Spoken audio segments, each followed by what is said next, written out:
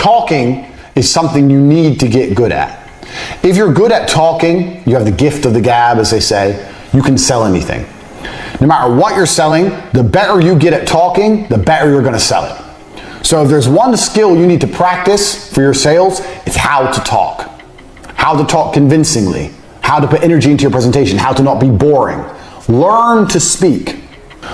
But you need to be good at speaking. Being good at speaking will make you be good at selling. They are the same thing. Get used to talking.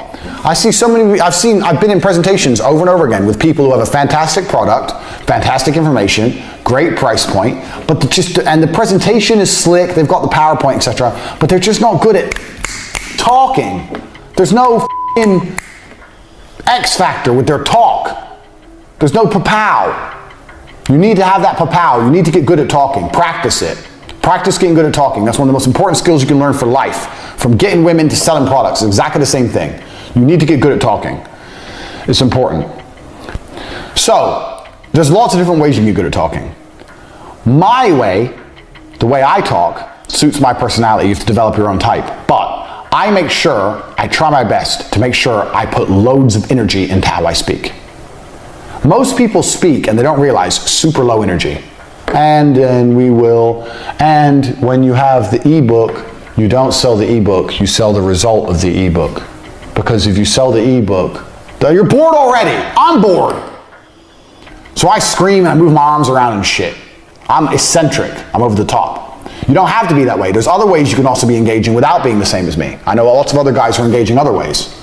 But you have to develop an angle to be engaging. So next time you talk to someone who's an engaging speaker, find out why they're engaging.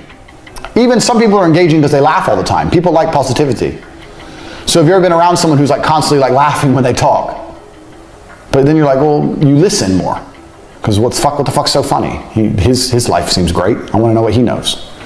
Find a way to differentiate yourself one way or another. There's loads of different tips and tricks. I can't tell you to be like me, because I'm me and you're you.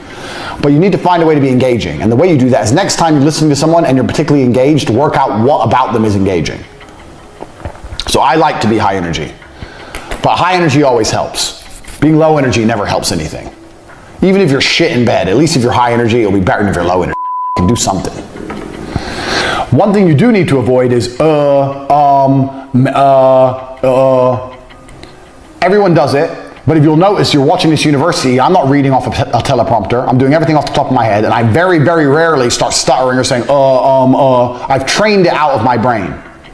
And I teach how to do that in the body language course. So if you're watching this and you want to be able to speak like me, free-flowing, machine gun, get the body language course. But you start slowly. You talk slowly, you breathe, you make sure you don't make any and then you get better at it, and then you can be as quick as me. Now I talk very, very fast without mistakes, without gaps. And will lose you a deal. Oh, so explain to me how the flux capacitor works. Okay, so you just lost it. You just lost the deal right there. And 99% of people will do exactly that. Even people who are good, even experienced people. Okay, so why? How does the flux capacitor work? I'm going to tell you exactly how the flux capacitor works. Here's how it works. Look at this. I just got the deal. You didn't. All I did was repeat his question. You're saying, so you have time to think. I'm repeating the question, so I have time to think. Tell me how the flux capacitor works. Okay, or tell me how the flux capacitor works. I'll tell you what I'm going to do. I'm going to tell you exactly how the flux capacitor works. All I did was repeat his question. It's not complicated. There's tips and tricks so you learn how to speak without sounding like a moron. If someone uhs and ahs in a presentation with me, I won't buy from them because I don't like that shit. I don't speak that way. Learn how to not speak that way. The main reason for this isn't to be combat ready, as Andrew touched on in a previous video, but it's more to avoid confrontation.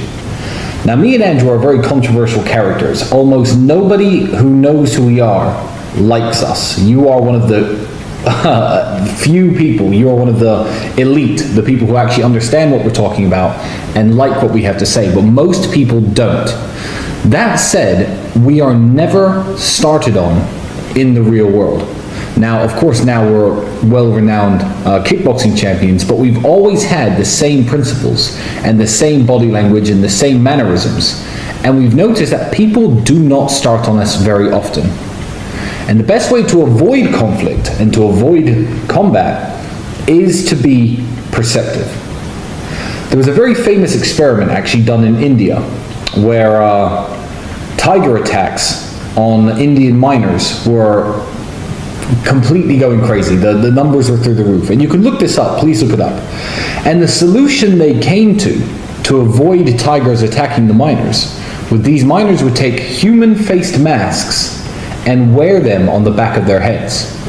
So they'd do their mining, go down in their boats, drive around in their trucks, be out in the open with this mask on the back of their head. And if you look it up on Google Images, for sure you'll be able to find exactly what I'm talking about. You'll see that the masks look stupid. It looks ridiculous. It was only a very minor touch that these guys thought about the problem and actually applied something. But tiger attacks essentially dropped to zero. Now men, very much like tigers, are big pussies too. I just thought of that. I didn't actually write this. But what you'll find is everyone's a coward and no one wants to fight one-on-one. So even if there's only two of you, your body language, how you stand, and where you place yourself can be a massive deterrent to being started on or having any kind of physical confrontation. Now in school they teach you things like a strong handshake, and I'm sure the basis of this is in every single course or guide to body language in the world, but they teach it for the wrong reasons. In school I was taught that a strong handshake makes the person who I want to employ me like me more or take me more seriously. But you could convey many different expressions and emotions with something as simple as a handshake. If I'm in a room with a group of people who may or may not be hostile, the standard good handshake they'll teach you to give with the right expression on your face can also mean, don't with me. It can say, I'm stronger than you. It could say, I'm not a pushover. These are things that people don't think about because it's never taught. Everyone's taught how to shake hands, to say, please employ me, please give me a job. But many other things can be conveyed with just a handshake. Now, when me and Andrew are out in public, we're always watching each other's backs. Now, paranoia isn't cool, it isn't sexy, and it isn't really alpha to be paranoid all the time that somebody's going to start on you. I know people who walk through the world in this way. They're scared of everything and everybody. The police, the person walking behind them, they're jumpy. That's not what I'm talking about, and that is not the way men like me and Andrew behave. When I talk about watching each other's backs, it's the small things that me and Andrew do that people who hang around with us pick up on. You guys at home won't see these things because they're never recorded and they're never on camera. Me and Andrew always sit, for example, across the table from one another, just in case somebody decides to come up from behind and attack us. It's very much like the tiger analogy, wearing the mask on the back of your head. I'm his other set of eyes. If Andrew's on a date with a beautiful woman and I'm sitting with my back against the wall and I can see what's going on behind Andrew, Andrew can relax. Andrew can have his good time. He can not worry about looking over his shoulder because me and Andrew do have a few enemies everywhere, including the city where we live. This doesn't just apply when you're with somebody else, but it can very much apply to yourself. Are you by yourself? Are you in Starbucks getting a coffee, about to do some work on your laptop? Fine. Be very careful about where you sit. Choose somewhere where your back is against the wall. Like right now, I'm sitting in a corner. I can see everything that's going on in the room in front of me. This is the place you want to sit. Not because you think somebody's going to come up and attack you, not because you are scared of assailants or muggers or robbers. Just being able to see everything that goes on in the room gives you the chance to react to situations. I guarantee if you were to look at some of the violent, crazy things that have happened in Europe, from bombings to terrorist attacks in the last few years, some of the people who survived because of where they were sitting. And it wasn't chance. A few of the people, I'm sure, were self-aware enough to be perspicacious about their environment, to sit in the corner, to watch what's going on, to be able to react to the environment around them. Now, when I see people with headphones in, slouched over a table with their coffee, typing away on their laptop, and the whole room's behind them and they're facing a wall, they look like a target to me. You don't have to be a tiger to know that that person is a target. If anything goes down in that coffee shop, if anything goes down in that restaurant, that person is going to be one of the first to die. So watch each other's backs and sit across the table from one another always. I have had people who I've invited over to Eastern Europe who assume that me and Andrew are the kings of everywhere we go. Mostly because me and Andrew are very adept fighters and we can handle ourselves very well. But you need to understand, in most situations, from Western Europe to Eastern Europe, when you go to very expensive, exclusive places, nightclubs, first-class lounges at airports, the people around you are your equals or your betters, in some respect, financially or something, in one way or another. Now, if I'm in a club and I'm sitting in the VIP section, there are 6 tables only in an entire club that has maybe 2,000 people in it, I know those other people are somebody's too. Very rarely will a club just let some loser in to sit around and drink their super expensive alcohol, and even then it's a promoter who knows people or who's friends with the owner or something like that. Now, me and Andrew hang out in Eastern Europe a lot, so watching each other's backs isn't just actually viewing your surroundings and knowing what's going on around you, your self-awareness. It's also how you interact with the people who surround you. To give you an example, if I sit down at a table and there are 3 or 4 dudes, a number of dudes who outnumber us to my right. Now, this has happened plenty of times where there are 6 or 7 girls on my table. Now, how you assert yourself is going to determine whether or not those guys try to roll up on your women. You're only 2 guys, you're with 6 girls. They assume that these girls are friends of my girlfriend. They don't know fucking 3 and Andrew fucking 3. So of course it's natural and normal for other guys to at least think about talking to the girls who come with you to the club. That doesn't happen to me and Andrew because of the way we assert ourselves. What you'll typically find is the most confident amongst them works as a scout. Will say hi, will say, can I borrow a lighter from one of the girls? When that happens, always ask the girl if she's okay afterwards. I do it all the time. A guy will be like, excuse me, do you have a lighter to one of my girls? I'll say, hey, you okay? And touch her arm gently, so the guy says, oh, I was just asking for a lighter. No problem, my friend. Handshake, eye contact. You know, you have to assert, don't fuck with me, with the initial contact with the guy. If I just turn my back and ignore him after the lighter's been borrowed and he gives it back, he's gonna say, where are you from? Who are you? What's up? You know, you have to cut things off the moment they happen. You have to nip it in the bud. So the way you conduct yourself within your own group of people will stop others trying to come over and invade your space. So the key is always to put yourself in a position of power. Don't just sit down and start guzzling away on drinks. I don't typically sit next to Andrew and talk away and let our girls mind their own business. We're mixed in with them, 2 or 3 girls divided by one of us at any stage around a round table, if you know what I mean. So we're always in control of our group, in control of our herd, if you like. So the way you position yourself lets others know not to creep up on you, not to try to talk to your women, and especially not to start some sort of stupid argument. That said, in clubs also, combat readiness, I always like to keep at least one of my hands free. If my hand isn't free, it's something that can be used as a weapon. Now, I've, in my life, been in maybe 2 fights inside of nightclubs, none of them in Eastern Europe. It's more of an England thing. And I avoid conflict at all costs. But the way you stand can mean the difference between getting your ass kicked and winning a fight. Typically, even if I'm smoking a cigar, the cigar can be easily dropped. I'll keep it in my left hand. My right hand is the hand that I'm going to strike with first. That's where I'll hold my glass, because a glass can be used as a weapon just as much as a fist can be used as a weapon. And I always stand left foot in front of right foot ever so slightly, just so I can't be caught off guard, just so that I'm not off balance, just so that at any one time, with my glass and my cigar in one hand, if someone approaches really quickly, which is how these things always start, you're always good to throw a strike, throw the glass, or throw a punch. Before people even come over and try to talk to girls you're with, or try to start a fight with you, people will always scout you out. They'll always stare at you for a little period of time. They'll ask their friends, what do you think these two are doing with all those girls? Where do you think these guys are from? So when you catch them looking at you, don't stare them out. Don't put an aggressive look on your face, because that just makes them want to fight you more, especially if you're outnumbered. That's going to encourage a physical altercation. So you don't sit there looking angry at them, and what you absolutely don't do is when they catch you looking at them, look away instantly. That shows cowardice. What I do, I'm a very confident guy, Andrew as well.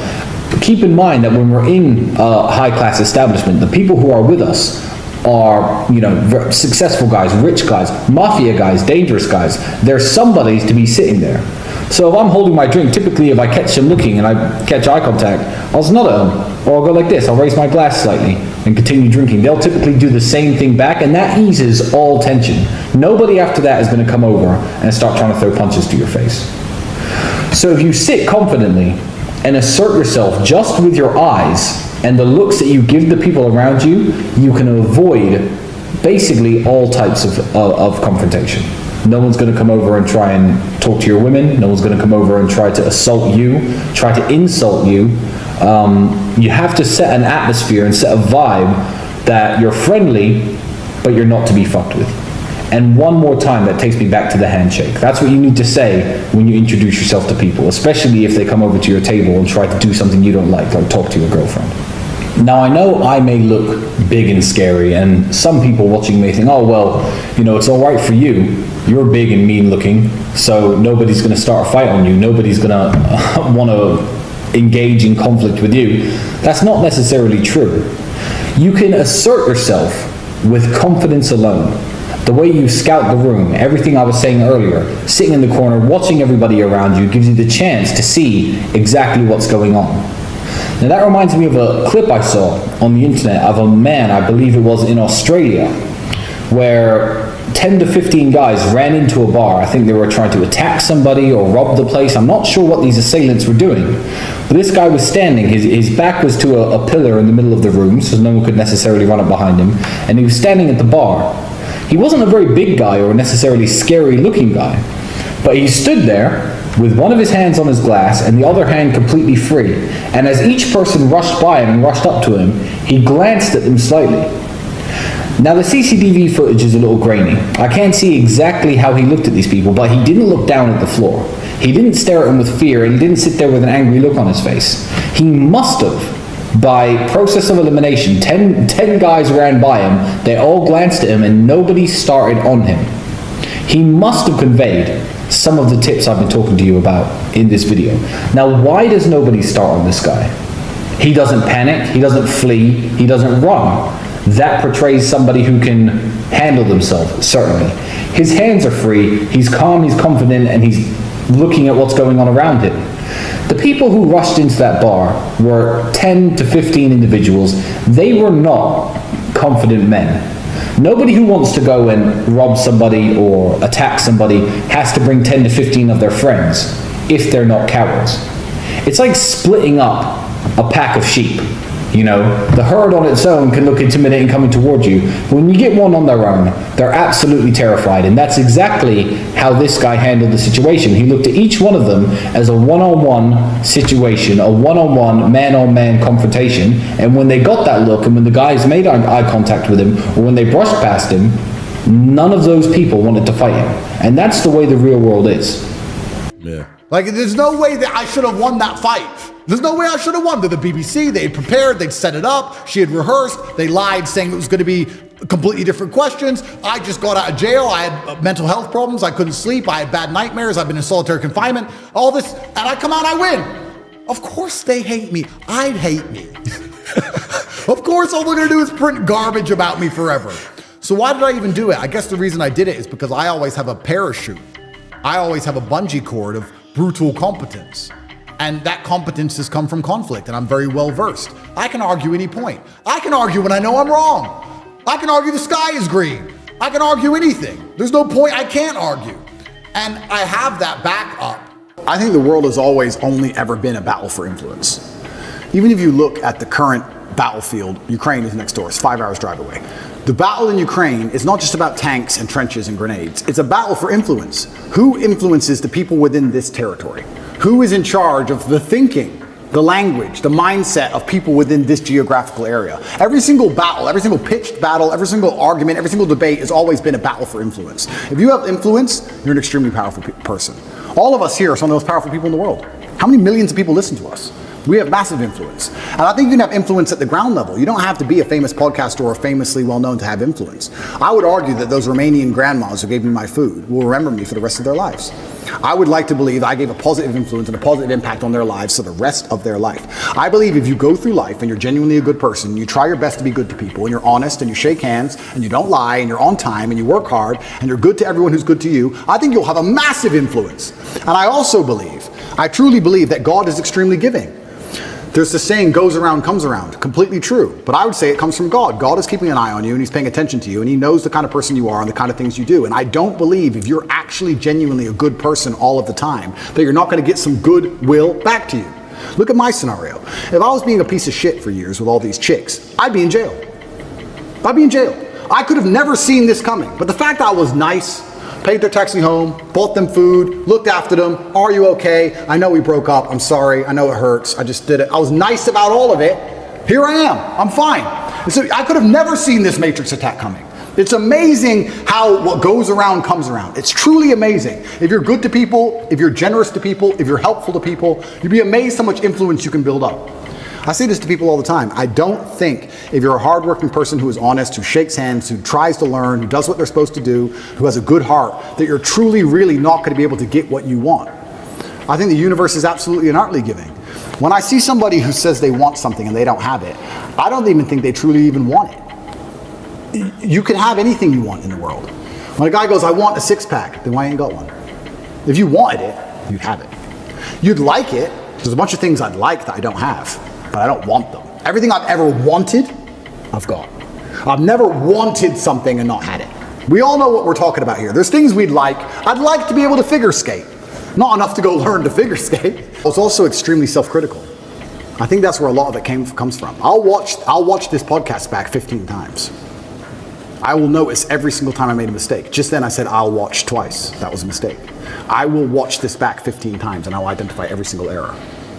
I have an email list and I sign up and I get words of the day. I get 5 or 6 new words a day, which I try my very best to memorize. It's harder than you think to memorize 5 words a day, but I always try to make sure I have the most interesting vernacular I can possibly have, a wide vocabulary, so I can be very specific with my points. The reason I actually did that, I keep talking about my dad, but I'm his son. I have the same name, Emory Andrew Tate III. He was Emory Andrew Tate II. My father was a linguist for the CIA. He spoke Russian and German and Spanish and English. And I think I've told this before. Back then, when they needed someone who spoke Russian, they would take a Native American and teach them Russian. Nowadays, we have a bunch of Russian-speaking allies. You can go to Estonia, Latvia, Lithuania. They're all NATO and just get a Russian speaker. Back then, they taught my dad Russian, and he held the Air Force record for the fastest assimilation of a foreign language. When he died, a guy sent me an email, sent me a message saying, you don't know who I am, but I worked with your father in the Air Force, and he had the fastest assimilation. He learned Russian in 2 weeks. Crazy. And I remember saying to my dad, will you teach me Russian? He said, boy, you don't even know English. I said, what do you mean? He goes, you don't even know English. And once he sat me down with a dictionary, I was like, you're right. I don't even know English. That's why I've lived in Romania 7 years. People say, why don't you speak Romanian? Because I don't know English yet. I need to finish the first job before I learn the second. I don't know English. There's a bunch of words I don't know. I can't speak how he spoke. So I don't have time for a second language. Yeah. Also, another thing I found really interesting, Putin speaks English. Have you ever heard him speak English? No. Because if you want to speak to Putin, you speak to him in his language. You speak to me in Russian, and I reply to you in Russian, so I cannot be misunderstood or misconstrued. I don't make a fool of myself. You can't get me on some vernacular trick. I speak my language, and I also prefer that also. I speak English, that's what I speak. If you want to speak to me, you speak to me in my language, so I will win the debate always. So first things first, you need to be worthy of respect, and you're going to be worthy of respect through having things which are difficult to acquire. So first things first, the basic things, you need to be very focused on trying to make money, because people listen to you when you have money. They just do. Secondly, you need to be in fantastic physical condition, because when you're in fantastic physical condition, it cannot be bought. It must be earned, and people know that. When you're in, I don't know about you, if someone walked in to sell me something and they were obese, I would not trust them the same as if they were in fantastic physical shape. Because I'd say, I don't think you have dedication and heart. I don't think there's something about you that I just wouldn't trust you the same. So fantastic physical condition and money is the first thing. The second thing, whatever your ideas are, you need to learn how to communicate them. Speaking is a superpower in and of itself. You need to become a fantastic communicator. You need to be comfortable in all realms of communication. You need to be persuasive. You need to be comfortable arguing. You need to be good at debating. There's a lot of people out there in the world who have ideas that they can't even project into somebody else's mind. How are you gonna rule the world with that? How are you gonna get your ideas out there and make an influence if you can't make other people understand exactly what you think? That's the first thing. Second thing, once they understand exactly what you think, you need to make them agree with what you think. These are two different skills. Must be practiced and must be learned. If you're 20 years old and you want to change the world, you need to be having endless debates, endless, without resorting to name calling, not on Twitter like a dummy, in person. And you need to come across in a way that people agree with you. We can go back quickly and talk about the red pill. The difference between me when I talk to girls on these panel shows and every other guy when they talk to girls on these panel shows is, when I'm done, all the girls want me. Watch them. Watch the shows. I say the same thing, and by the end the chicks are in love with me, as opposed to saying the same thing and the chicks thinking I'm a dickhead. That's the difference. I project my ideas and I make them agree with my ideas to a point where they're like texting me afterwards. I'm not saying anything different, it's how I'm communicating it. You can catch more flies with honey than hurting people sometimes. So you need to be good at everything. You need to have a Swiss Army knife of tools. I know when to be intimidating or aggressive. I know when to come across as obtuse. I know when to come across as exceptionally open-minded and easy to understand. I know when to come across as understanding. I know all these things. This all has to be practiced. And a lot of it is, communication. I would say, if you're going to say to a 20-year-old who's truly exceptional and driven, I'd say you need to become a master communicator. Because once you can do that, you can do anything.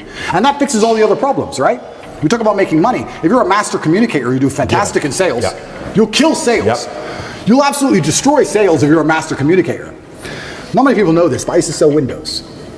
You know the old school knock on the door? Window sales. I did window sales for 2 or 3 years, and I'd say this is one of the hardest jobs you could possibly do. And I would always recommend a young man, if he has some time to waste, to go sell windows. And the reason, it's fantastic, because I'll tell you why. It's the hardest one to sell because, 1, nobody wants them. 2, they don't know who you are.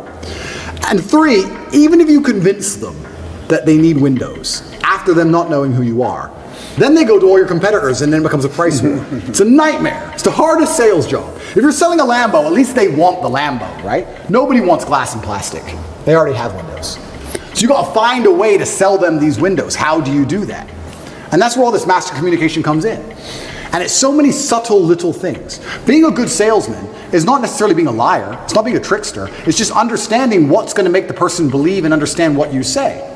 If I walked in and said, would you like new windows? And they essentially said, no, we don't need new windows. Our windows look fine. I would say, but what about the security aspect? While looking at their 3-year-old child. And they'd sit there and go, what do you mean security aspect? And then I talk about how we had the Lock 5000, and their locks are easy to break, as if glass isn't glass. It's all the same anyway. And you'd end up selling the windows. You have to find the triggers in people. There's another thing people don't understand about me and my message. Sometimes I sit here and I say things that piss people off because that's how you trigger people to make action. I have often written emails or done videos, especially to men when I want to help men, to piss them off. You're a loser. You're a dumbass. Andrew, why you mean? Because you're not going to go to the gym unless I tell you you're a fucking loser. And you are a loser, and I'm not lying to you. You are a loser. The emotional trigger you need to get up off that chair is the fact that you're not important, nobody cares who you are, any girl you're ever in love with I could take, and you're insignificant. And when you die, nobody's interested. That's your fault. You could have been something else. You did that. You failed. It has to be done. You have to be a master communicator. And sometimes that involves also insulting people. It's all a massive tapestry, but to answer your question, for the 20-year-old, he needs to become a master at communicating. But also to be a master at communicating, you also need experiences worth talking about. You have to live a life. You need a degree of wisdom, and wisdom doesn't always come with age, it comes with life lived. I had a guy message me, this is a long time ago when I used to reply to my own emails, too big now, but he said, I don't have any stories, my life's boring. I said, bro, where do you live? He said, Madrid. I said, bro, ride the train from Madrid to St. Petersburg. Ride the train from Madrid to Vladivostok. Do the Trans-Siberian Railway. Costs you like $300. He goes, oh, but what if I get robbed? Exactly! That's exactly the point! What if you get robbed? Now you have a story. Maybe you'll die, maybe you won't. But you have a story. Don't bring your watch. Have you got a Rolex? No. No one wants to rob you anyway. Don't worry about it. You're brokey. Get on the train. There has to be that degree of risk to even have a story, because when you have a story, then you can communicate the story. you can't be an empty vessel either. So when you say you're telling me how I build this 20-year-old into a super soldier. Yeah, he has to be a master communicator, but he also has to do things which are risky. Risk has value intrinsically linked to it, intrinsically. This is why people, when you do risky things, people want to hear the story. Your coolest stories involve risk. Something went wrong, this could have happened, I almost this, I made it out. Without these risks, you haven't got it. So I would say to the 20-year-old, do what I did, get in the cage, get in the ring.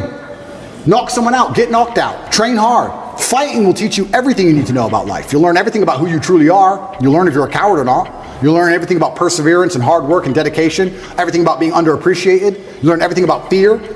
You learn all of it. You learn everything about people. You win a fight, check your phone. Lose a fight, check your phone. You learn all about people. You learn all about them. You learn all about women. I learned so much about women through fighting.